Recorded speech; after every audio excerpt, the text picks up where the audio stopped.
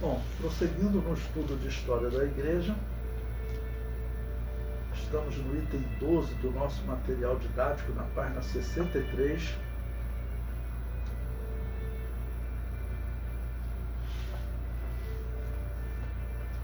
Vamos falar agora de Cipriano de Cartago. Bom, tenho falado de personagens importantes, de destaque nesse período para vocês. Vou colocar aí 3 pastores das igrejas pentecostais que nós estudamos até agora, que eles se destacaram nós conseguimos identificar eles como pentecostais.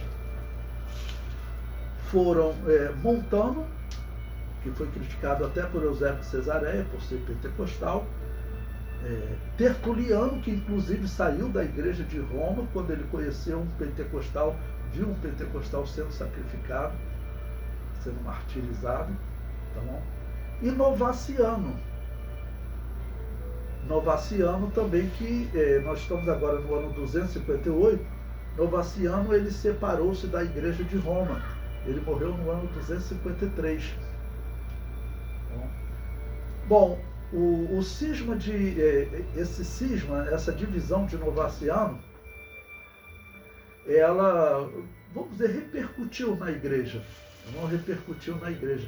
porque tudo que vinha acontecendo até agora, por exemplo, surgiu aquela igreja dos gnósticos, que os irmãos se lembravam.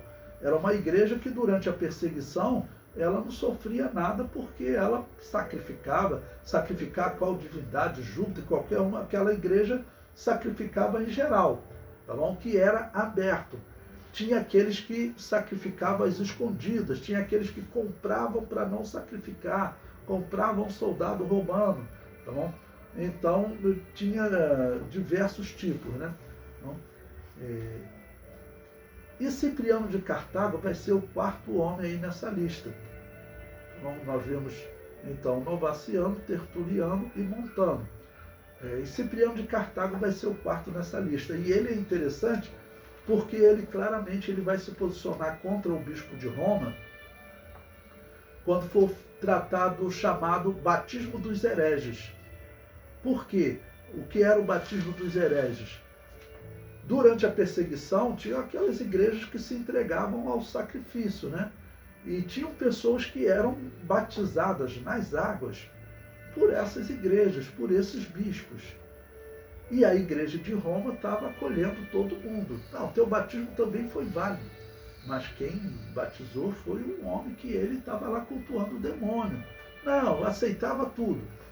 E Novaciano separou-se deles.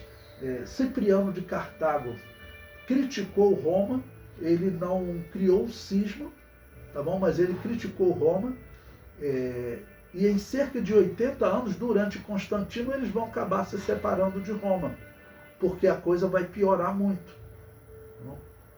Vão ficar conhecidos como os donatistas. Donato era dessa região da África, de Cartago. Então, Cipriano também, que era o principal bispo daquela região da África, ele vai também criticar o bispo de Roma. Mas é interessante porque na história ele é tão elogiado, que a Igreja Católica acabou colocando ele como santo católico. Mas ele, na verdade, ele é um pentecostal. Tá bom? Nós veremos aqui textos dele como pentecostal, né? Bom, então vamos lá. Item 12, ano 258 da era cristã. Cipriano pertencia à mesma linha de Montano e Tertuliano, que serviam na igreja pentecostal Nova Profecia. Cipriano tornou-se bispo da cidade de Cartago no ano 249, ano que teve início a perseguição de Décio. Atuava como advogado e mestre de retórica quando se converteu ao cristianismo. Cipriano optou por fugir durante a perseguição. Bom, veja o ano que ele se converteu, 249. O que aconteceu nesse ano? Estourou a grande peste, que matava 25% da população. Esse ano, 258, ela ainda está acontecendo, tá bom? Então estourou a grande peste. O general pagão Décio matou o imperador e iniciou uma perseguição aos cristãos. o que Cipriano fez? Ele fugiu. Então, muitos cristãos foram capturados, não tinham como fugir. Mas uma grande parte dos cristãos fugia para o campo, não ficava na sua igreja, né? Alguns defendiam que deveria ficar, tá bom? E ir lá diante do imperador e testemunhar a sua fé. Bom, era uma questão que gerava crítica às vezes. Bom, o que Cipriano fez? Ele fugiu. Não? Eu não condeno a atitude de Cipriano. Eu sabia que se ele fosse ali, a regra era ele ser morto, e principalmente ele, a igreja precisava dele. Mas a história diz que ele sofreu crítica até 2 anos depois, quando termina a perseguição de Décio, e que ele volta para a igreja. Então chamam ele até de covarde, porque ele teria abandonado a igreja, né? Mas o fugir era normal entre os cristãos. O fugir era normal. Montano mesmo, ele durante uma perseguição, ele fugiu com as suas ovelhas, foi para uma montanha, um local isolado, chamou lá de Nova Jerusalém. Então era normal fugir.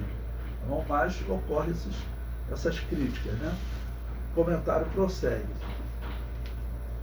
Em 249, quando teve início a perseguição de Décio, Cipriano fugiu para se esconder, normalmente nas montanhas ou nas catacumbas, que eram cemitérios. 2 anos após essa fuga, ele retorna e acaba sendo acusado de abandonar as ovelhas. Sofreu essa acusação, mas o que a igreja decidiu? A igreja decidiu por acolher Cipriano. A igreja decidiu por acolher Cipriano. E, irmãos, acredito que Cipriano vai ser acusado por um grupo de pessoas que eles tinham um lado muito bonito deles. Eles foram capturados, foram torturados, às vezes de forma desumana, mas eles nunca negaram a fé. Então eles eram chamados de confessores.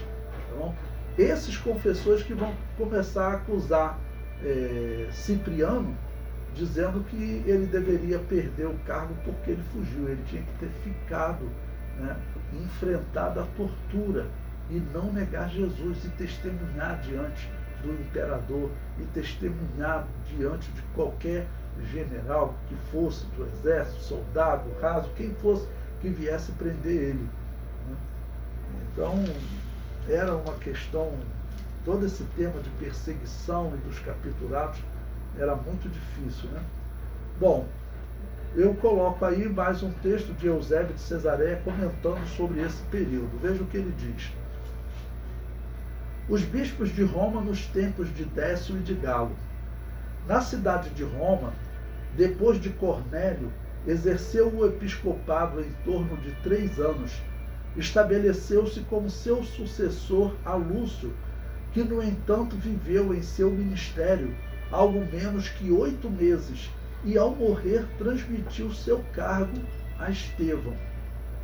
É a este que Dionísio escreve sua primeira carta sobre o batismo, já que na época havia se levantado um importante problema, a saber, se deveria purificar de novo com o batismo aos que se convertiam de uma heresia qualquer. Havia prevalecido apenas um costume antigo, usar com essas pessoas apenas a oração com imposição de mãos. Bom, o que está em debate aqui é o seguinte: a pessoa foi batizada numa seita, e durante a perseguição, isso, né, principalmente nessa perseguição de Décio, que foi muito violenta, então durante a perseguição tinham aquelas igrejas que se tornavam heréticas mesmo. Como você receberia uma ovelha que foi batizada por esse pastor que naquele período estava lá sacrificando a Júpiter? Eu falaria para o irmão, meu irmão, olha, você foi batizado naquela igreja, posso te dar um conselho? Batize, porque como que eu posso reconhecer como cristão o batismo de um homem que estava cultuando o demônio? então aquele batismo não tem valor. Eu, no meu ponto de vista, eu falaria isso para eles. E é isso que Novaciano e outros estão dizendo. Tá bom? Capítulo 3. De como Cipriano, com seus bispos, foi o primeiro a sustentar a opinião de que deveriam ser purificados pelo batismo os que se convertiam do erro herético, ou seja, rebatizar. Essa é a expressão. É esse momento que está surgindo o termo anabatismo, ou seja, rebatismo. Quando ele faz que ser purificado pelo batismo, aquele que se converteu da heresia, ou seja, ele tinha recebido o batismo nessa igreja toda errada, e agora Cipriano se junta a Novaciano, a Tertuliano e a Montano, dizendo o seguinte: olha, tem que batizar ele, porque aquele primeiro batismo não vale.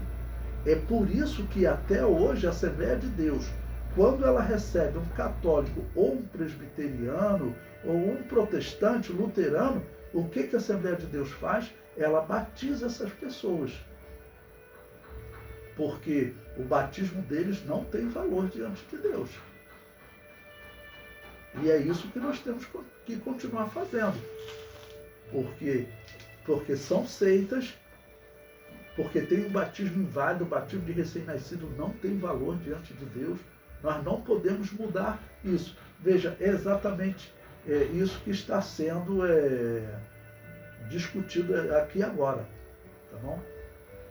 Bom, e prossegue. Cipriano, pastor da igreja de Cartago e primeiro dos de então, cria que não se deveria admitir quem não tivesse primeiramente sido purificado do erro mediante o batismo. Mas Estevão, por outro lado, julgando que não se deveria juntar inovação nenhuma contrária à tradição que havia prevalecido desde o princípio, desagradou muito com ele. Quem é esse Estevão? É um que a Igreja Católica chama de Papa, seria o Papa, né? E dessa Igreja de Roma. Era o bispo dessa Igreja de Roma. Da maior, que haviam outras igrejas em Roma. A igreja do pastor Novaciano, do bispo Novaciano, também estava em Roma. Também estava na cidade de Roma. Haviam várias igrejas. Ok? Bom, então o que Cipriano está afirmando é: não, as pessoas que estão nessa situação herética, eles têm que ser batizados. O batismo deles não tem valor. E para alguns, né, ele diria, tem que ser rebatizado. É o que Estevão vai começar a fazer. Tá bom?